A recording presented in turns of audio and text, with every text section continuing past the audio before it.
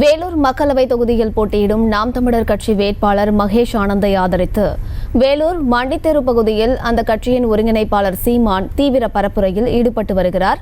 அதன் நேரலை காட்சிகளை பொது பார்க்கலாம். வருவாய் பெருக்கத்துக்கான வசதியை வாய்ப்பை நான் ஏற்படுத்தி கொடுக்கிறேன்.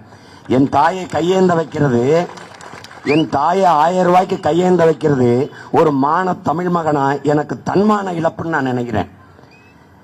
ஏன்னா நான் உலகத்துக்கு சோறு போட்ட இனத்தின் மகன். நான் மானத்திற்கும் வீரத்திற்கும் அறத்திற்கும் உயிரென்று நின்று வாழ்ந்த இனத்தின் மகன். சோறு வடிச்ச தண்ணி ஆறா ஓடிச்சு என்ற சங்க இலக்கிய பாடல் திருத்தக்க தேவர் சீவக சிந்தாமணியில் நம்முடைய பாட்டன் போவோர் வருவோரெல்லாம் வாசலில் நின்று கொண்டு கணவனும் மனைவியும் எங்கள் வீட்டில் வந்து விருந்துண்டு போங்கள், நாங்கள் மல்லிய பூ போல சமைத்து வைத்திருக்கிறோம், சாப்பிட்டுட்டு நீங்க வெறுங்கையோட போக வேண்டாம், பொன்னும் மணியும் வைரமும் வைடூரியமும் அள்ளித்தாரோம், பட்டாடைகளும் நிறைய தருகிறோம் பரிசாக, சாப்பிட்டுட்டு கொண்டுவிட்டு போங்க என்று போவோர் வருவோரெல்லாம் அழைத்து விருந்து படைத்து உபசரித்த ஒரு இனத்தின் மகன் 1/2 கிலோ அரிசிக்கு கையேந்து நிற்கிறான் பொங்கல் என்றால், இதுபோல ஒரு மானங்கட்ட நிலைக்கு என் இனத்தை தள்ளியவர்கள் எப்படிப்பட்ட கொடுங்கோளர்கள் என்று யோசியுங்கள். இதுல என்ன கொடுமை? அந்த அப்படி வாழ்ந்த ஒரு சமூகம் இந்த சமூகம். எல்லாரும் வாசல்ல நாயை கட்டுனா, தமிழ் இனம் மட்டும்தான் திண்ணையை கட்டியது. போவோர் வருவெல்லாம் இருந்து சாப்பிட்டு ஓய்வெடுத்து செல்லட்டும் என்று அவன் நாயை கட்டினான். போவார் வருவெல்லாம் குறைத்து விரட்டட்டும் என்று இவன் போவார் வரலாம் கும்பிட்டு எங்க வீட்டில் சாப்பிட்டு போங்கன்னு. அவ்வளவு செல்வாக்கு. கோட்டை கட்டி ஆண்ட இனம் கோணி துணி கட்டி தூங்கி கொண்டிருக்கிறது. இந்த ஏழ்மை வறுமை நிலைக்கு என்னை தள்ளியது யார்? இதில் என்ன சாதனை? எங்க அம்மாவுக்கு 1000 சாதனை, அவ தலையிலே 1,60,60,000 கடன். இது எவ்வளவு பெரிய வேதனை? 9 லட்சம் கோடியில் நீ ஒரு கடன்காரன், இவர் ஒரு கடன்காரன், அந்த அக்கா ஒரு கடன்காரி, இந்த தங்கச்சி ஒரு கடன்காரி, உன் முன்னாடி நிக்கிற மகன் அவன் ஒரு கடன்காரன். கடன்கார பைய. இந்த நாடே கடன்கார அரசு. நீ உன்னை யாரு கேட்டது இலவசம்? இலவசம் யாரு கேட்டது? அப்ப என்ன செய்யலாம் சீமான்? இலவசம் பெற வேண்டிய ஏழ்மை வறுமை நிலையில் இல்லாது என் மக்களின் வாழ்க்கை தரத்தை உயர்த்து,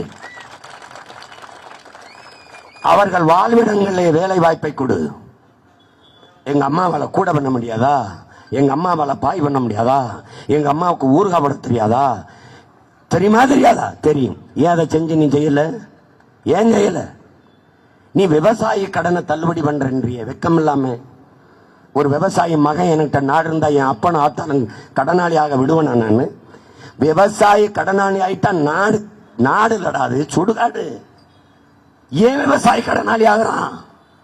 ஏண்டா பீடி தயாரிக்கிறவன், சிகரெட் தயாரிக்கிறவன் கோடீஸ்வரன், விற்கிறவன் கோடீஸ்வரன், சாராயம் காய்ச்சறவன் விற்கிறவன் கோடீஸ்வரன், சோப்பு கட்டி தயாரிக்கிறவன் கோடீஸ்வரன், பிளேட் கட்டி தயாரிக்கிறவன் கோடீஸ்வரன், கார் விற்கிறவன் தயாரிக்கிறவன் கோடீஸ்வரன், கஞ்சா வந்து பான்பராக்கு பீடா அப்படின்னு இந்த கொக்கைன்னு இந்த கருமத்தை போத பொருளை விற்கிறவன் கோடீஸ்வரன். உலகத்துக்கு உழைச்சு சோறு போடுற என் ஆத்தால பொண்ணு ஏண்டா கடனாளியானா? பதில் என்னடா இருக்கு? என்ன இருக்கு? ஒரு நாட்டில் ஒரு விவசாயி வாழ்கிறான் வளர்கிறான் என்றால் அந்த நாடு வளர்கிறது. ஒரு நாட்டில் விவசாயி வாழ முடியாமல் சாகிறான் என்றால் அது நாடு இல்லை, சுடுகாடு. நாளைய தலைமுறை பட்டினி கிடந்து சாக போகுது என்பதற்கு எச்சரிக்கை மணி. இன்னைக்கு உனக்கு செய்தி, நாளைக்கு சோறு இல்லாமல் நீ சாக போகிறாய் என்பதற்கான முன்னறிவிப்பு. விவசாயியின் மரணம். டெல்லியில போராடிட்டு இருக்க விவசாயி, பஞ்சாப் விவசாயி அவனுக்காக தான் போராடுறானா? ஒட்டுமொத்த நாட்டின் குடிமக்களுக்காக போராடுறான்.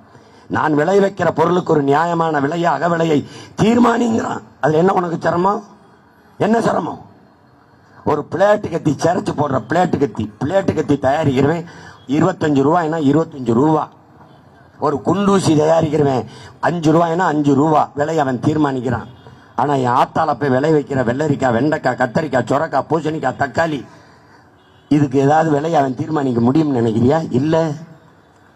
ஒரு கரும்பு தட்டை, என் உடன் பிறந்தவனே, ஒரு கரும்பு தட்டை விளைய வைக்க எவ்வளவு செலவாகுதுங்கிற அடக்க செலவு 20 ரூபா. வெட்டி லாரியில ஏத்தி பாரவுந்தல ஏத்தி சந்தைக்கு பொங்கல் அன்னைக்கு கொண்டு விற்கலாம்னு வரும்போது அந்த விளைய வச்சால விவசாயி தட்டை 20 ரூபா லாபம் வச்சு 25ன்னு சொல்ல முடியாது. அவன் தீர்மானிக்க முடியல. வாங்குறான் பார் அவன் சொல்லுவான் தட்டை 10 ரூபாம்பா. நான் கோவச்சுக்கிட்டு திருப்பி எடுத்துட்டு போக முடியாது, என் பொருள் கெட்டு போகும். தக்காளி 1 கிலோ நான் விளைய வைக்க 10 ரூபா ஆகுது அடக்க செலவு. நான் கூட 2 ரூபா வச்சு 12 ரூபாய், நான் இல்லை 8 ரூபாய்ன்னு கேட்பான். நான் பொருளை எடுத்துட்டு போகும்போது கெட்டு போகும், அழுகி போகும். வந்த விலைக்கு நான் விற்கிறேன். தட்டை 20 ரூபா 10 ரூபாய் கேட்குறான். பாதி நட்டம். நேர கடைக்கு போறேன், பால் டாலை வாங்குறேன், கரும்பு வயல்லே குடிச்சிட்டு சாகுறேன். இதான்டா விவசாயி நிலைமை, இதான் நிலைமை. இதை எவனாவது பேச சொல்லு பாப்போம், யாரையாவது பேச சொல்லு.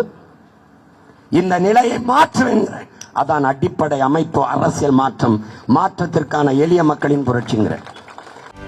செய்திகளை உடனுக்குடனும் துல்லியமாகவும் தெரிந்து கொள்ள சப்ஸ்கிரைப் பண்ணுங்க.